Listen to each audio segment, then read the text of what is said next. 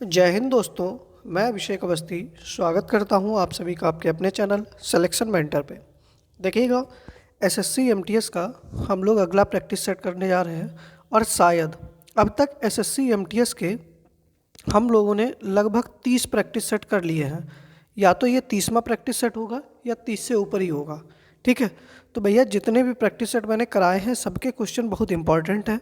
तो आप सभी लोग एक बार प्रीवियस करके सारी क्लासेस एक बार देख लीजिएगा और पीडीएफ के लिए जो है वो आप लोग टेलीग्राम चैनल से भी जुड़ जाइएगा। ठीक है, लगातार आप लोग मेहनत करते रहिएगा। देखो, अगर जीवन में सफलता प्राप्त करनी है तो मेहनत पर विश्वास करें और किस्मत की आजमाइश तो जुए में होती है। ठीक है, ये नहीं कहना है कि हाँ किस्मत साथ नहीं दे रही, हालांकि ठीक है, अपना मेहनत करते रहो। चलिए, बाकी वीडियो को आप लोग एक बार शेयर कर दीजिएगा। अगर आप सभी तैयार हैं तो फिर क्लास को जो है बस शुरू किया जाए।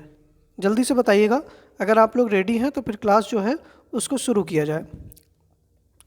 और सभी लोग भाई वीडियो को शेयर जरूर करिएगा, सभी लोगों से निवेदन है। ठीक है, चलिए, पहला प्रश्न है कि जल संसाधन एवं नदी विकास मंत्रालय ने कहाँ पर भारत जल सप्ताह का आयोजन किया? नई दिल्ली, ग्रेटर नोएडा, मुंबई, जयपुर। तो बताइएगा कि जल संसाधन एवं नदी विकास मंत्रालय के द्वारा इस भारत जल सप्ताह का आयोजन कहाँ किया गया? तो सही आंसर बताइएगा, क्या हो जाएगा आप लोगों का? जल्दी से बताइएगा सही आंसर। तो देखिएगा, सही आंसर हो जाएगा आप लोगों का क्या? ग्रेटर नोएडा। क्या हो जाएगा? ग्रेटर नोएडा में जो है वन जल संसाधन एवं नदी विकास मंत्रालय के द्वारा भारत जल सप्ताह का आयोजन किया गया। और इस आयोजन का उद्घाटन किसके द्वारा किया गया? तो इस आयोजन का उद्घाटन जो है वह राष्ट्रपति के द्वारा किया गया। किसके द्वारा? राष्ट्रपति द्रौपदी मुर्मू के द्वारा। ठीक है, राष्ट्रपति द्रौपदी मुर्मू ने किया। ठीक है, इसके साथ में ही भारत जल सप्ताह में भागीदार देश कौन से थे? ठीक है, भागीदार देश कौन से थे? और तीनों जो भी भागीदार देश थे इनकी राजधानी आप लोगों को लिखनी है। डेनमार्क था, ठीक है, फिनलैंड था और सिंगापुर था। ये भारत के कौन थे? भागीदार देश थे भारत जल सप्ताह के। ठीक है, चलिए, अब देखिएगा ग्रेटर नोएडा में और क्या हुआ है। तो ग्रेटर नोएडा में विश्व डेयरी सम्मेलन हुआ है। क्या हुआ है भैया? विश्व डेयरी सम्मेलन हुआ है। इसके साथ में आप लोग डेनमार्क, फिनलैंड और सिंगापुर की राजधानी लिखिएगा।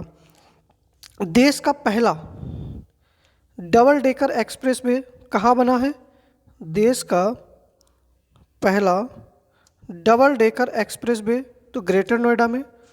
डबल डेकर एक्सप्रेस वे, ये प्रश्न सारे इंपॉर्टेंट हैं। और अभी ग्रेटर नोएडा में 68वां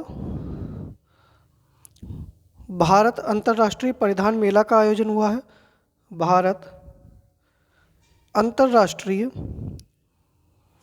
परिधान मेला, ठीक है, इसका भी उद्घाटन कहाँ पर हुआ है? आयोजन तो ग्रेटर नोएडा के अंदर ही हुआ है। ग्रेटर नोएडा में क्या है? तो बुद्ध सर्किट भी है, इसको भी आप लोग याद रखिएगा। ठीक है, सही आंसर आप लोगों का बी ऑप्शन हो जाएगा। आगे बढ़ते हैं। डेनमार्क की राजधानी कोपेनहेगन, फिनलैंड की हेलेंस्की और सिंगापुर की तो सिंगापुर सिटी है। ठीक है, चलिए आगे बढ़ते हैं। दूसरा प्रश्न है कि प्रधानमंत्री नरेंद्र मोदी ने कहाँ पर भारत के सबसे बड़े भूल भुलैया उद्यान का उद्घाटन किया? बताइएगा, एकता नगर, भोपाल, लखनऊ या नई दिल्ली। तो बताइएगा कि प्रधानमंत्री जी द्वारा देश के सबसे बड़े भूल भुलैया उद्यान का उद्घाटन कहाँ पर किया गया? तो सही आंसर हो जाएगा एकता नगर। क्या हो जाएगा? गुजरात के एकता नगर, जिसका पुराना नाम क्या था? केवड़िया। क्या नाम था? केवड़िया इसका पुराना नाम था। यहाँ पर जो है प्रधानमंत्री जी ने भूल भुलैया उद्यान का उद्घाटन किया और यहीं पर प्रधानमंत्री जी ने मियावाकी वन, किसका? मियावाकी वन का भी उद्घाटन किया। और यह मियावाकी वन जो है यह जापानी तकनीक पर आधारित होगा। ठीक है, इसको भी आप लोग याद रखिएगा। अच्छा, एक और इम्पॉर्टेंट प्रश्न है, इसको आप लोग नोट कर लीजिएगा कि जल जीवन मिशन के तहत, तब तक आप लोग यहाँ के राज्यपाल और राजधानी और सीएम तीनों लिखिएगा। जल जीवन मिशन के तहत जल जीवन मिशन के तहत 100% घरों में नल से जल की आपूर्ति करने वाला जल की आपूर्ति करने वाला भारत का पहला राज्य गुजरात बना है। भारत का पहला राज्य, ठीक है, तो कौन सा है? गुजरात है। इसको भी आप लोग याद रखिएगा, गुजरात का एक फैक्ट है ये, ठीक है। चलिए आगे बढ़ते हैं अगले प्रश्न पर। हाँ, तब तक बता दीजिएगा राज्यपाल कौन है? आचार्य देवव्रत है और सीएम भूपेंद्र पटेल, राजधानी गांधीनगर। बाकी अगर कोई झील हो, कोई पार्क हो, कुछ भी चीज़ें आपको स्टैटिक जीके से संबंधित याद आएँ तो उनको भी आप लोग लिख सकते हैं, ठीक है। चलिए अगले प्रश्न पर बढ़ते हैं। तीसरा प्रश्न है कि 5 दिवसीय अंतर्राष्ट्रीय संगीत नृत्य महोत्सव जिसका नाम क्या है? उद्भव उत्सव 2022 का आयोजन कहाँ किया गया? बताइएगा। भोपाल, लखनऊ, वाराणसी या ग्वालियर? जल्दी से बताइएगा, सही आंसर आप लोगों का क्या हो जाएगा? तो देखिएगा सही आंसर हो जाएगा कि 5 दिवसीय अंतर्राष्ट्रीय संगीत नृत्य महोत्सव जो है, उद्भव उत्सव जो है, इसका आयोजन कहाँ पर हुआ? तो ग्वालियर में हुआ। कहाँ पर भैया? ग्वालियर में हुआ। और इसका उद्घाटन, ठीक है, इसका उद्घाटन जो है वह ताइवान, किसके द्वारा? ताइवान के राजदूत द्वारा किया गया, जिनका नाम क्या था? बोशून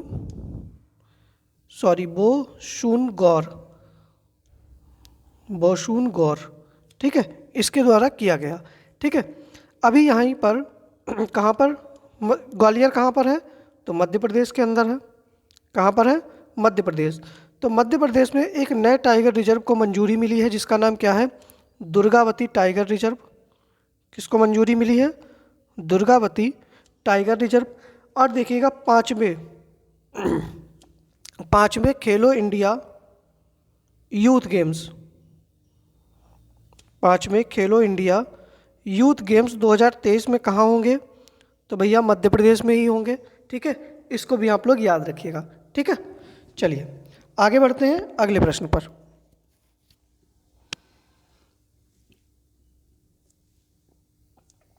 चौथा प्रश्न है कि भारत की पहली मुस्लिम महिला फाइटर पायलट कौन बनी है? सानिया मिर्जा, आयशा अजीज, फरहान आज, हिना खान? बताइएगा कि भारत की पहली मुस्लिम महिला फाइटर पायलट जो है वह कौन बनी है? तो सही आंसर आप लोगों का क्या होना चाहिए? तो देखिएगा सही आंसर हो जाएगा सानिया मिर्जा बनी है। और यह कहाँ की निवासी हैं? तो उत्तर प्रदेश के मिर्ज़ापुर की। कहाँ की? उत्तर प्रदेश के मिर्ज़ापुर की निवासी हैं। अब आप लोग देख लीजिएगा हमारे भारत की महिलाएं कहाँ पहुँच रही हैं? फाइटर जेट उड़ा रही हैं और तुम लोग जो है ना वो पियवा से पहले हमार रहलू वाला गाना बजा रहे हो, ठीक है। ध्यान दो लड़कों, सुधर जाओ। अच्छा, इसके बाद में ये तो पहली मुस्लिम महिला फाइटर पायलट हो गई। अगर आपसे पहले पूछ ले कि भारत की पहली महिला फाइटर पायलट, पहली महिला फाइटर पायलट, तो ये कौन हो जाएंगी? अवनी चतुर्वेदी हो जाएंगी। क्या नाम हो जाएगा? अवनी चतुर्वेदी हो जाएंगी। और यही अवनी चतुर्वेदी जो है वह जापान के साथ जो युद्धाभ्यास है उसमें यह भाग ले रही हैं, ठीक है। इसको भी आप लोग याद रखिएगा। आगे बढ़ते हैं अगले प्रश्न पर। देखिएगा 5वां प्रश्न है कि देश का पहला एयरक्राफ्ट मरम्मत केंद्र कहाँ स्थापित होगा? गांधीनगर, बेंगलुरु, अलीगढ़ या पुणे? बताइएगा। सही आंसर 5वें प्रश्न का क्या होना चाहिए? देश का पहला एयरक्राफ्ट मरम्मत केंद्र जो है वह कहाँ पर बनेगा? तो उत्तर प्रदेश के अलीगढ़ में। कहाँ पर? उत्तर प्रदेश के अलीगढ़ में। और अलीगढ़ किसके लिए प्रसिद्ध है? तो ताले के लिए। किसके लिए? ताले के लिए प्रसिद्ध है। यहीं पर क्या है? तो अलीगढ़ मुस्लिम यूनिवर्सिटी है। क्या है? अलीगढ़ मुस्लिम यूनिवर्सिटी है। और देखिएगा अभी थोड़े दिन पहले अलीगढ़ के अंदर ही केंद्र सरकार के द्वारा महाराजा महेंद्र प्रताप, ठीक है, कौन सी? महाराजा महेंद्र प्रताप के नाम पर एक यूनिवर्सिटी जो है उसको भी बनाया गया है, ठीक है, याद रखिएगा आप लोग। आगे बढ़ते हैं अगले प्रश्न पर। देखिएगा 6ठा प्रश्न है कि विश्व के सबसे ऊंचे मृत ज्वालामुखी पर्वत ओजोस डेल सलाडो किस महाद्वीप में स्थित है? बताइएगा। विश्व का सबसे ऊंचा मृत ज्वालामुखी पर्वत जिसका नाम क्या है? ओजोस डेल सलाडो है, या किस महाद्वीप में स्थित है? तो सही आंसर आप लोगों का क्या हो जाएगा, जल्दी से बताइएगा। तो सही आंसर हो जाएगा कि दक्षिण अमेरिका महाद्वीप में है। कहाँ पर है भैया? दक्षिण अमेरिका महाद्वीप में है। और ओजोस डेल सलाडो पर्वत जो है वह कहाँ पर है? तो अर्जेंटीना में है। कहाँ पर है? अर्जेंटीना। अर्जेंटीना में कौन से घास के मैदान है? तो पंपास घास के मैदान।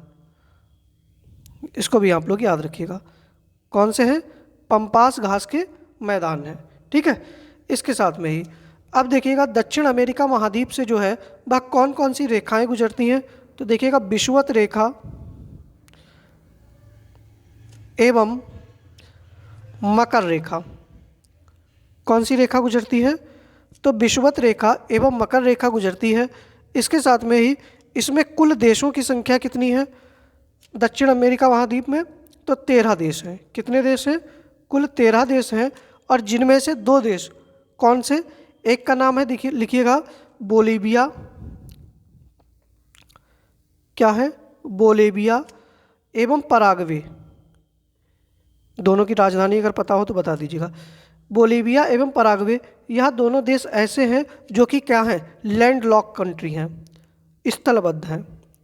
मतलब इनकी सीमा जो है वह किसी भी समुद्र या किसी पानी से नहीं लगती है। ठीक है, अच्छा, इसके साथ में ही यहाँ पर जो है वह एंजिल जलप्रपात है। कहाँ पर? दक्षिण अमेरिका महाद्वीप में एंजिल जलप्रपात है, जो कि कैसा है? विश्व का सबसे ऊंचा जलप्रपात है। विश्व का सबसे ऊंचा जलप्रपात है। और किस नदी पर है? तो कैरो नदी पर है। ठीक है, किस नदी पर है भैया? तो कैरो नदी के ऊपर है। इसको भी आप लोग याद रखिएगा। ठीक है, और देखिएगा यहीं पर एक देश है चिली। कौन सा है? चिली देश है, जो कि विश्व में सबसे बड़ा तांबा उत्पादक देश है। कैसा है? तांबा उत्पादक देश है। यहीं पर एक देश है ब्राज़ील, जो कि यहाँ का सबसे बड़ा देश है। और ब्राज़ील जो है यहाँ पर इसको क्या कहते हैं हम लोग? कॉफ़ी का देश कहते हैं, क्योंकि सबसे ज़्यादा कॉफ़ी का उत्पादन कहाँ पर होता है? तो ब्राज़ील के अंदर होता है। ठीक है, चलिए मैं बोलीविया की राजधानी आपको बता रहा हूँ, पराग्वे की आपको राजधानी लिखनी है। बोलीविया की राजधानी जो है वह लापाज है। क्या है? लापाज है। और पराग्वे की राजधानी आप लोगों को कमेंट बॉक्स में लिखनी है। ठीक है, चलिए आगे बढ़ते हैं। यहीं पर देखो पेंटागोनिया का मरुस्थल भी है, इसको भी आप लोग याद रखिएगा। ठीक है, चलिए इतनी सारी डिटेल जो है आप लोगों को मिल गई है। अब वीडियो को लाइक जरूर कर दीजिएगा। 7वां प्रश्न है कि सामुदायिक कल्याण के योगदान के लिए प्रवासी भारतीय सम्मान 2023 से किसे सम्मानित किया गया?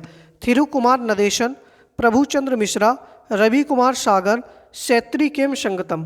तो देखिएगा प्रवासी भारतीय दिवस कब मनाते हैं हम लोग? पहली बात तो आप लोग ये बताइएगा, तो 9 जनवरी को। कब? 9 जनवरी को। क्यों? क्योंकि महात्मा गांधी जो है,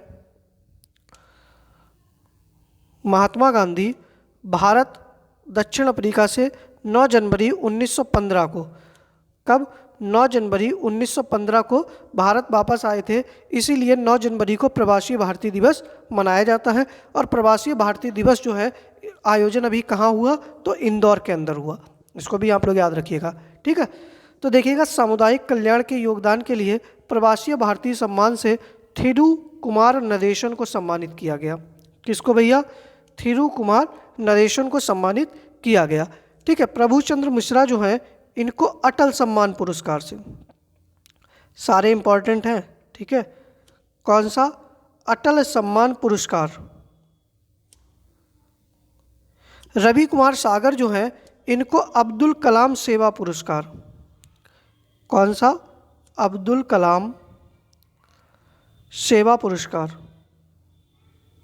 से सम्मानित किया गया। सारे अवार्ड जो मैंने अभी तक लिखाए हैं उनको एक बार याद आप लोग अच्छे से कहीं लिख लीजिएगा। सैत्री केम संगतम जो है इनको रोहिणी नैयर पुरस्कार, क्योंकि एसएससी इसी टाइप के अवार्ड पूछती है। रोहिणी नैयर पुरस्कार। फिर आप मत कहना कि हमने कभी बिहारी पुरस्कार नहीं पढ़ा। ठीक है, चलिए आगे बढ़ते हैं। अब कुछ और अवार्ड हैं, देखो 4 अवार्ड मैंने और लिखे हैं। मेजर ध्यानचंद खेल रत्न पुरस्कार किसको दिया गया 2022 में, बताइएगा। मेजर ध्यानचंद खेल रत्न पुरस्कार किसको दिया गया है, तो अंशिता शरत कमल को। किसको, अंशिता शरत कमल को, ठीक है, याद रखिएगा। राष्ट्रीय डिजिटल परिवर्तन पुरस्कार से किसको सम्मानित किया गया है, तो भैया कर्नाटक बैंक को। किसको, कर्नाटक बैंक को। वर्ल्ड ग्रीन सिटी अवार्ड 2022 से किसको सम्मानित किया गया है, तो हैदराबाद शहर को। किसको, हैदराबाद शहर को। और चेंज मेकर पुरस्कार किसको दिया गया है, तो सृष्टि बख्शी को। किसको, सृष्टि बख्शी को, ठीक है। अच्छा, एक यहाँ पर और अवार्ड है जिसको आप लोग लिख लीजिएगा, लाइफ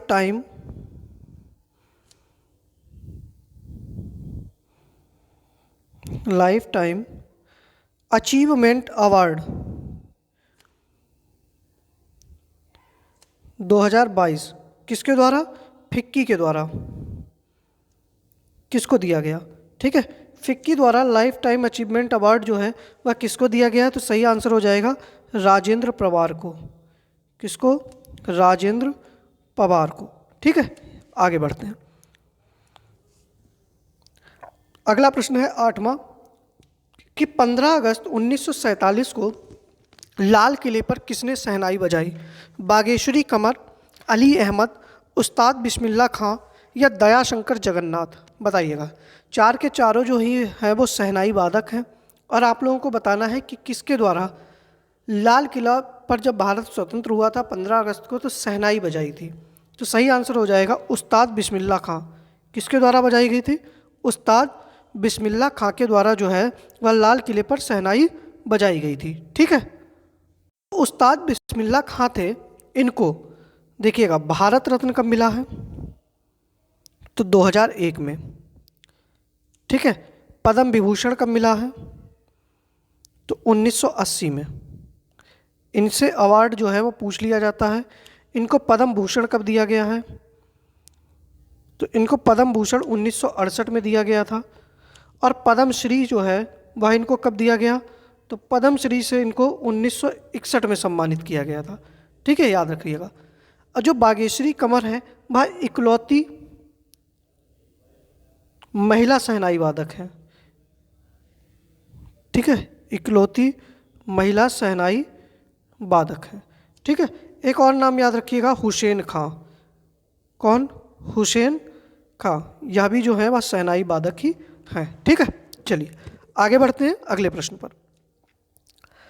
8वां प्रश्न है कि विश्व दूर संचार दिवस कब मनाया जाता है, बताइएगा। 9 अगस्त, 23 मार्च, 17 मई या 23 अप्रैल, बताइएगा। सही आंसर आप लोगों का क्या हो जाएगा, जल्दी से बताइएगा। तो देखिएगा विश्व दूर संचार दिवस जो है वह कब मनाया जाता है, तो सही आंसर हो जाएगा आप लोगों का 17 मई को। कब मनाया जाता है भैया, 17 मई को मनाया जाता है। देखिएगा 9 अगस्त को विश्व आदिवासी दिवस मनाया जाता है। क्या मनाया जाता है भैया, विश्व आदिवासी दिवस। आप लोग जो है लिखा जरूर करिएगा कमेंट बॉक्स में। आप लोग जब आंसर पता लग जाए उसके बाद भी लिखिएगा। जब आप टाइप करते हैं ना तो टाइप करते करते बहुत सारी चीज़ें याद हो जाती हैं, ठीक है। 23 मार्च को हम लोग विश्व मौसम विज्ञान दिवस मनाते हैं। क्या मनाते हैं, विश्व मौसम विज्ञान दिवस, ठीक है। इसके साथ में 23 अप्रैल को जो है वह कौन सा दिवस मनाते हैं, तो 23 अप्रैल को हम लोग विश्व पुस्तक दिवस मनाते हैं। क्या मनाते हैं भैया, विश्व पुस्तक दिवस मनाते हैं, ठीक है, याद रखिएगा आप लोग। अच्छा, अंतर्राष्ट्रीय दिव्यांग जन दिवस जो है वह कब मनाते हैं, उस दिन मैंने पढ़ाया था 3 दिसंबर को। कब, 3 दिसंबर को मनाते हैं। और विश्व एड्स दिवस जो है वह 1 दिसंबर को मनाते हैं। कब, 1 दिसंबर को मनाते हैं, ठीक है। चलिए आगे देखते हैं हम लोग कि विश्व मानवाधिकार दिवस हम लोग कब मनाते हैं, जल्दी से बताइएगा। तो विश्व मानवाधिकार दिवस जो है वह 10 दिसंबर को मनाते हैं। विश्व स्वास्थ्य दिवस 7 अप्रैल को। वीर बाल दिवस कब मनाते हैं, जल्दी से बताइएगा। तो 26 दिसंबर को। पराक्रम दिवस 23 जनवरी को। जनजातीय गौरव दिवस कब मनाते हैं बताइएगा? 15 नवंबर को। कब मनाते हैं गुरु? 15 नवंबर को। इसके साथ में ही जन औषधि दिवस जो है वह 7 मार्च को मनाते हैं। कब? 7 मार्च को मनाते हैं। ठीक है, चलिए आगे बढ़ते हैं अगले प्रश्न पर।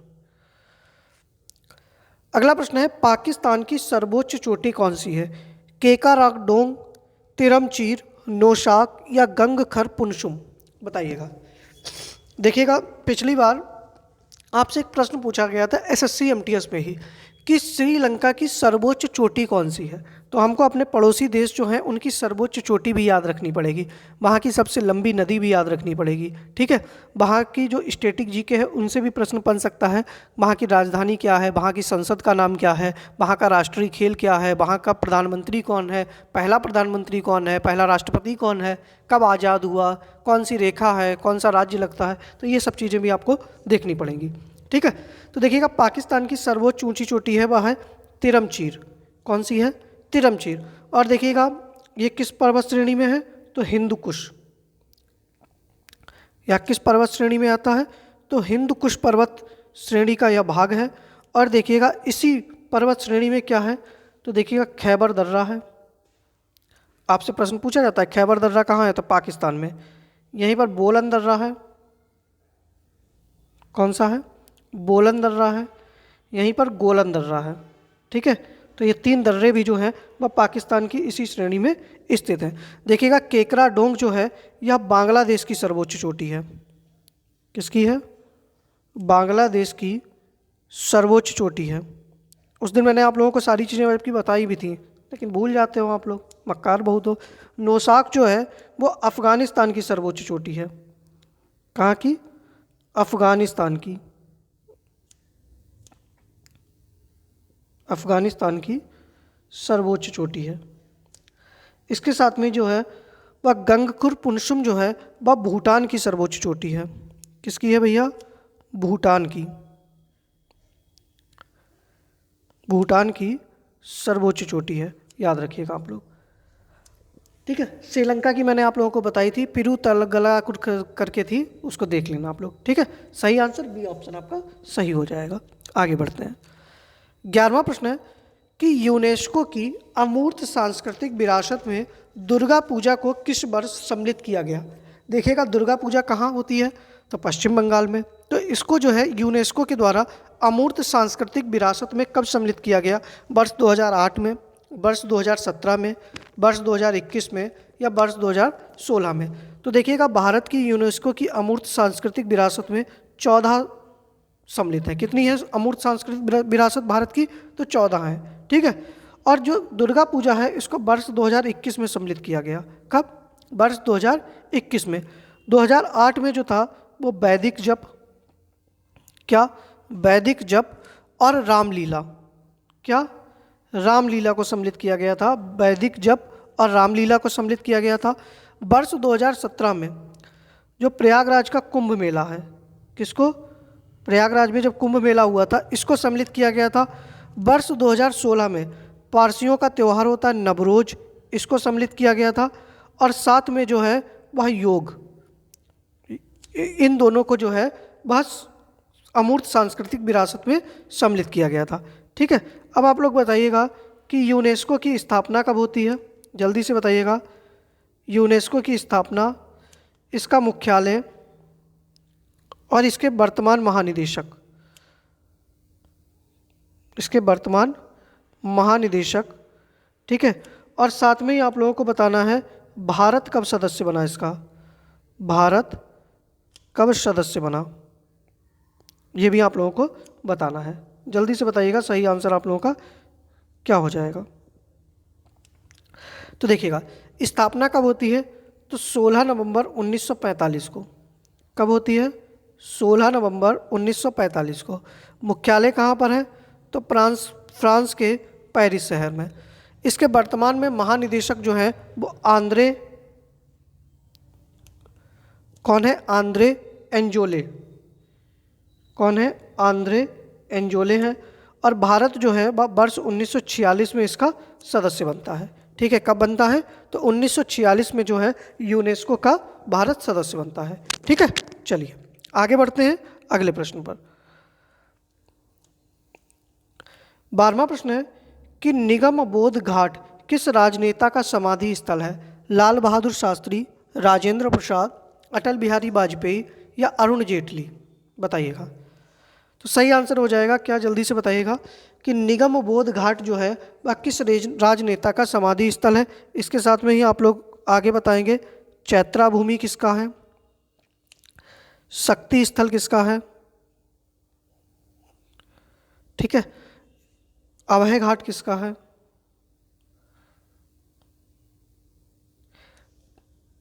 किसान घाट किसका है, शांति वन किसका है?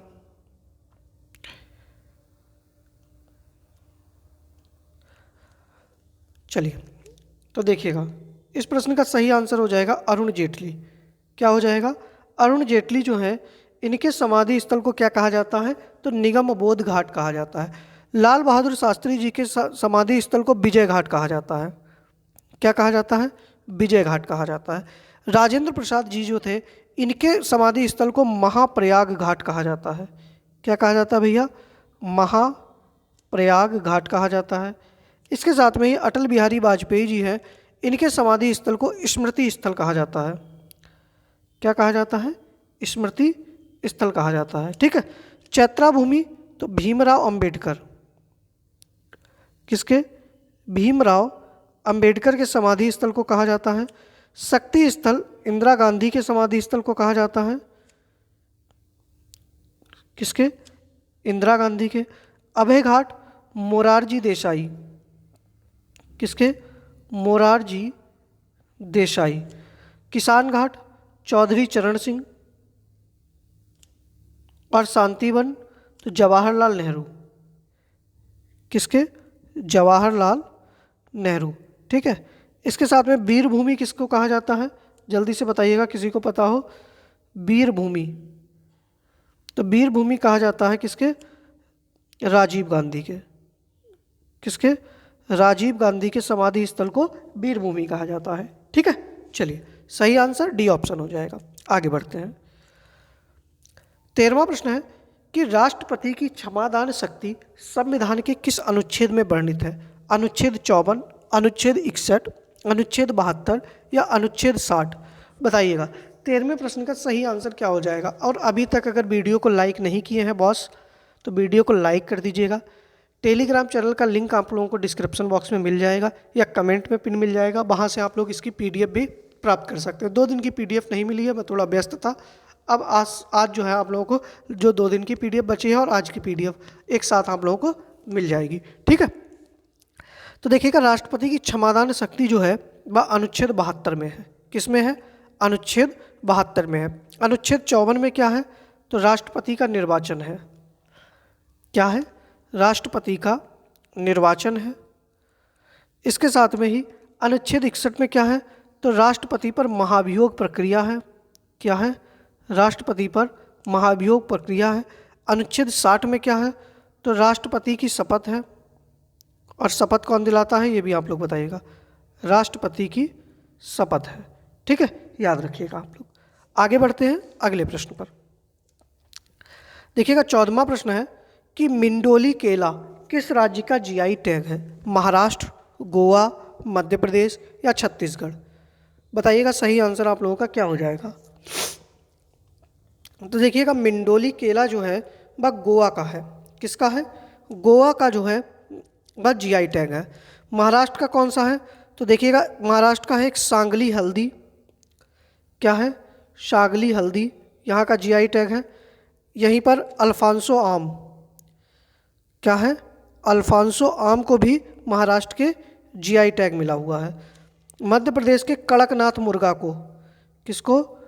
कड़कनाथ मुर्गा जो है वह मध्य प्रदेश का, इसको GI टैग मिला है। छत्तीसगढ़ के जीरा फूल चावल को, किसको? जीरा फूल चावल को GI टैग मिला हुआ है। ठीक है, अच्छा इसके साथ में ही अब आप लोगों को बताना है कि गुच्ची मशरूम, मैंने पढ़ाया है कि गुच्ची मशरूम किस राज्य का GI टैग है? जल्दी से बताइएगा। गुच्ची मशरूम किस राज्य का? कंदमाल हल्दी, क्या है? कंदमाल हल्दी। जदील आम, ये सारे जीआई टैग आपको बताने हैं किस राज्य के हैं, ठीक है। चाकहाओ चावल, क्या है? चाकहाओ चावल। टेराकोटा, क्या है? टेराकोटा। तो ये सारे बताइएगा कि कहाँ के जीआई टैग हैं। तो देखिएगा, गुच्ची मशरूम जो है वह जम्मू कश्मीर का जीआई टैग है। कहाँ का है? जम्मू कश्मीर का है, ठीक है। कंदमाल हल्दी जो है वह उड़ीसा का जीआई टैग है। कहाँ का है गुरु? उड़ीसा का। जदील आम या जर्दालू आम जो है वह बिहार का जीआई टैग है। किसका है? बिहार का। चकहाओ चावल जो है वह मणिपुर का जीआई टैग है। और टेराकोटा जो है वह कहाँ का जीआई टैग है? तो भैया गोरखपुर का, उत्तर प्रदेश के गोरखपुर का, ठीक है। गोरखपुर का जीआई टैग है, ठीक है। चलिए आगे बढ़ते हैं अगले प्रश्न पर। अब देखिएगा, अगला प्रश्न है कि विटामिन B3 का रासायनिक नाम क्या है? थायमिन, राइबोफ्लोविन, नियासिन या बायोटिन? बताइएगा, विटामिन B3 का रासायनिक नाम क्या है? तो सही आंसर क्या हो जाएगा आप लोगों का? जल्दी से बताइएगा। तो विटामिन B3 का रासायनिक नाम है नियासिन। क्या है? नियासिन हो जाएगा। सही आंसर क्या हो जाएगा? नियासिन, ठीक है। और इसकी कमी से कौन सा रोग हो जाता है? तो पेलाग्रा। कौन सा हो जाता है? पेलाग्रा हो जाता है। देखिएगा, विटामिन B1 का नाम क्या है? थायमिन। और इसकी कमी से कौन सा रोग हो जाता है? तो बेरी, ठीक है। राइबोफ्लोविन किसका नाम है? तो विटामिन B2 का नाम है। इसके कमी से कौन सा रोग हो जाता है? तो किलोसिस, मतलब होंठ फटना। बायोटीन जो है वो विटामिन B7 का नाम है। इससे कौन सा रोग हो जाता है? तो पीलिया हो जाता है। कौन सा हो जाता है भैया? पीलिया हो जाता है, ठीक है। याद रखिएगा आप लोग। अब देखिएगा, आप लोगों को होमवर्क जो है बस सारे विटामिन के नाम, वैज्ञानिक नाम लिखने हैं, ठीक है। सारे विटामिन के वैज्ञानिक नाम लिखने हैं।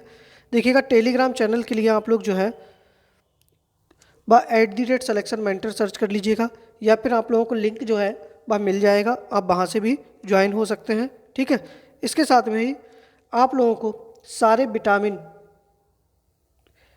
इनका वैज्ञानिक नाम लिखना है। और साथ में अ वॉइस ऑफ फ्रीडम पुस्तक के लेखक कौन है? A death of a hero, untold story और इंडिया आफ्टर नेहरू, इन बुक के लेखकों का नाम लिखना है। और ये बुक सारी मेरी जो है वह अभी 2-3 दिन की पहले की क्लास में कभी किसी ना किसी दिन पढ़ाई हुई है। तो अब देखते हैं आप लोगों को कितना याद रह गया है। तो इनको आप लोग जो है वह कमेंट बॉक्स में लिखेंगे। और अगर क्लास पसंद आ रही है तो भैया वीडियो को थोड़ा एक पॉजिटिव कमेंट भी करिएगा। लाइक नहीं किए हैं तो वीडियो को लाइक भी कर दीजिएगा, ठीक है। बाकी अगर आप लोगों को किसी भी टॉपिक में कोई डाउट रहता है तो आप लोग हमसे टेलीग्राम चैनल पर या फिर जो है आप लोग कमेंट बॉक्स में मैं कमेंट कर दीजिएगा। वहाँ से हम आप लोगों के जो भी डाउट होंगे उसको लेने की पूरी कोशिश करेंगे, ठीक है। बाकी हम लोग मिलते हैं अपनी नेक्स्ट क्लास में। जय हिंद।